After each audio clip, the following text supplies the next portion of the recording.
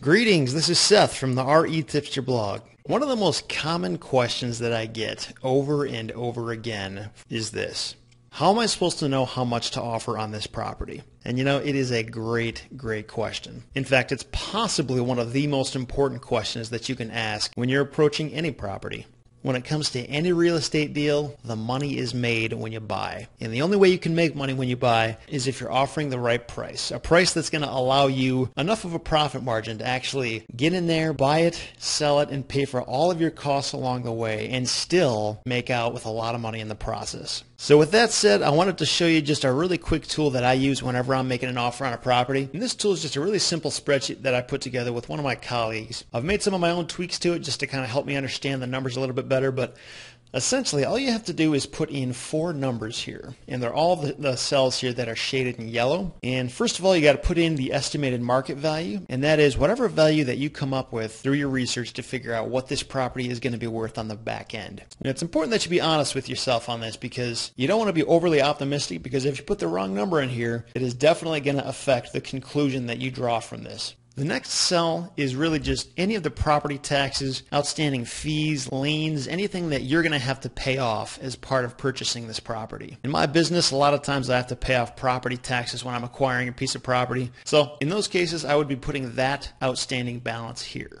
This next cell here are the closing costs that you're going to have to pay when you buy the property. Whenever I'm making offers, one of the things that I offer to do for people is to pay for 100% of the closing costs. So I'm just going to tell you from my own personal experience, usually just as kind of a conservative number to use here is about $1,000, okay?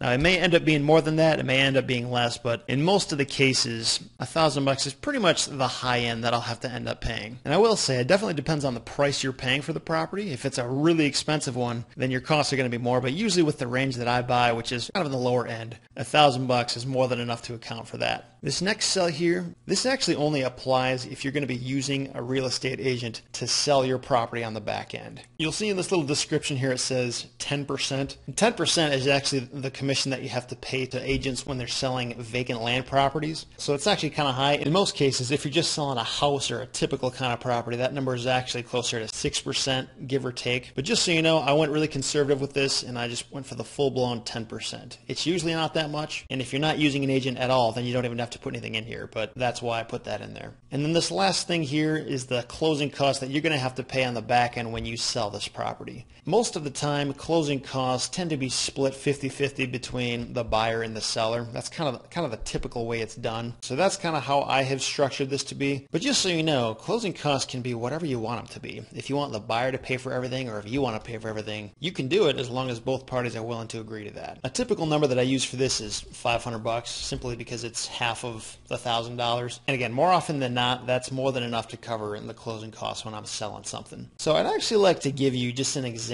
that I am in the process of working through right now. There's a property that I'm purchasing in Alabama right now, and based on my preliminary research of this thing, the full market value that I realistically think I can get from it is about $29,000. It's actually highly likely that I could get more than that, but $29,000 is kind of the low end that I would expect to get from it. So right out of the gate, I'm making the assumption that the price I end up selling for is going to be less than full market value, but that's realistically what I expect to get from it. The property taxes on this, I have to pay off about $1,500. So that's going to get added into that as well. The closing costs that I had to pay were actually about $975. Agent, I honestly still don't know if I'm going to be using one yet on the back end when I sell it, but just to be safe, we'll keep that number in there.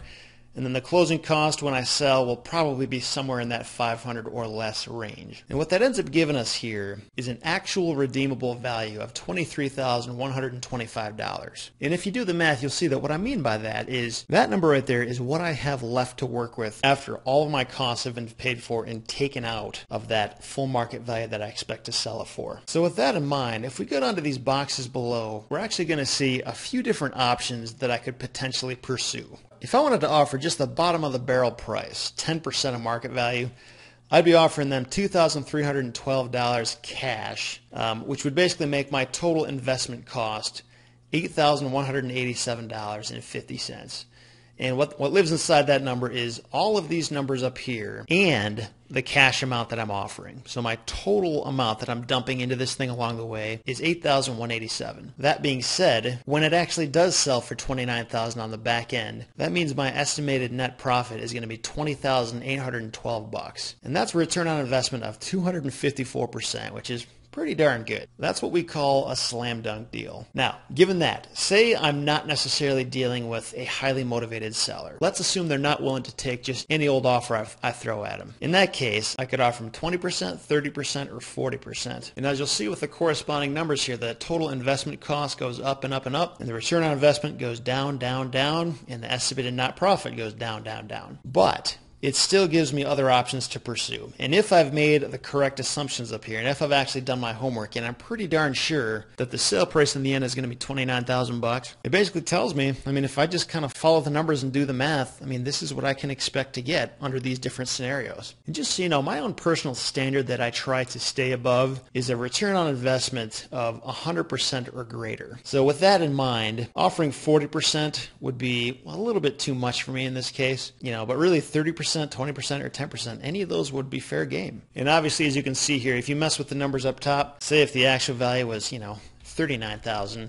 then look, that kind of changes the numbers a little bit, and it brings this number a little bit closer, and everything shifts in accordance with that. So if you want to clear all these things out, feel free to use this spreadsheet as your own kind of offer generator, where if you're just kind of stuck and you're not really sure what you should be offering, or if you're just finding yourself getting a little bit overly emotional or attached to a certain property, forget all that, all right? Just make sure you understand your market value and what your costs are going to be all the way through the process. Plug those numbers in here, and this is just going to tell you flat out what you need to do or what your options are. And you know what? You may find that given the numbers that you have, none of these options have an ROI of 100% or greater. And from my perspective, if I'm seeing that and nothing fits the bill, then I walk away from the deal. It's as simple as that.